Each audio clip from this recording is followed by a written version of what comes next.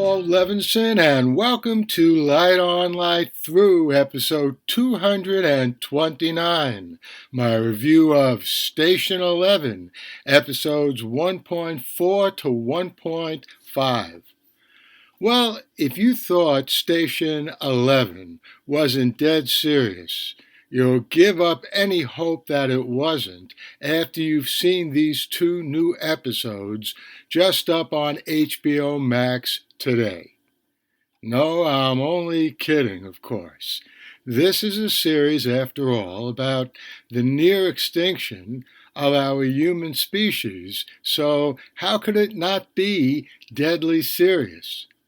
But you know what? I wasn't really kidding, if that makes any sense. As serious and as to the core frightening as this narrative has been from the get-go, it's even a lot more so after these two new episodes, 1.4 and 1.5. Now, before getting into why, let me say that the cinematography and music in this television series is an impressionistic triumph. The images range from the watercolor fields of Monet to the rage and confusion in oil of Vincent van Gogh. Pretty nice phrase, right?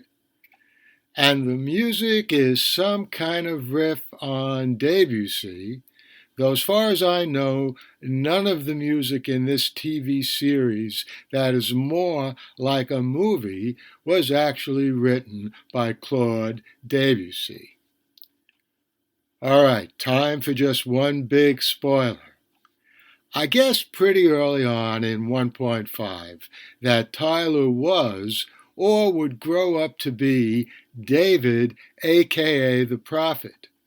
And in 1.4, we learn why Kristen tried to kill him and why he deserved to be.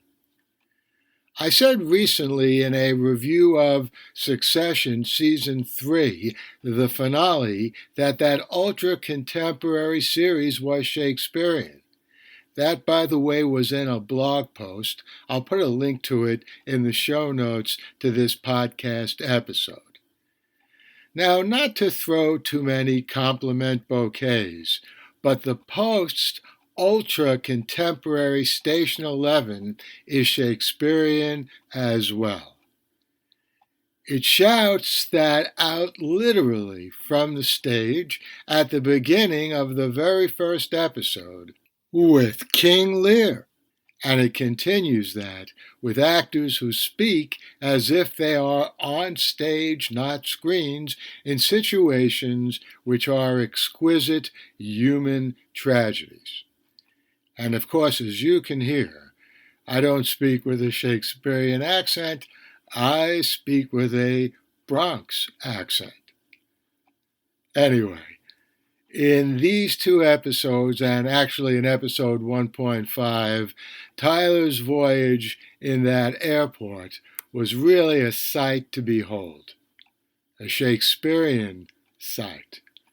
Although Station 11 had this quality all along, that airport story for the first time tipped the balance, I'd say, from science fiction to horror, even though the action was psychological, not blood and gore. I'll also say, as the series completes its midpoint, it's a total of 10 episodes, we've now seen 5, that I know already that I'm going to think the series will conclude far too soon. And that's because it's taking so much time to tell its story, and I'm luxuriously bathing in, with a wary eye, every single minute. Well, I hope you enjoyed that brief review of Station 11. I'll, of course, be back here next week with a review of the next 2 episodes of this remarkable series. And before then, with reviews I've been promising you of Dexter, New Blood, and who knows what else. In the meantime, stay safe, stay sound, and enjoy. The Light on Light Through podcast.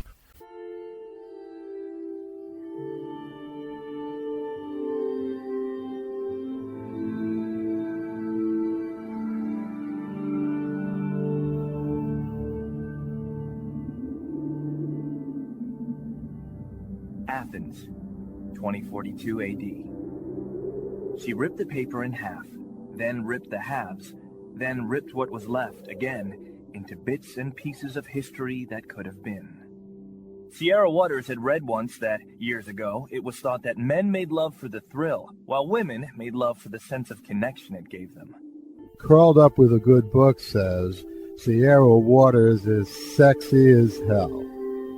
You can find out more about The Plot to Save Socrates by Paul Levinson at theplottosavesocrates.com.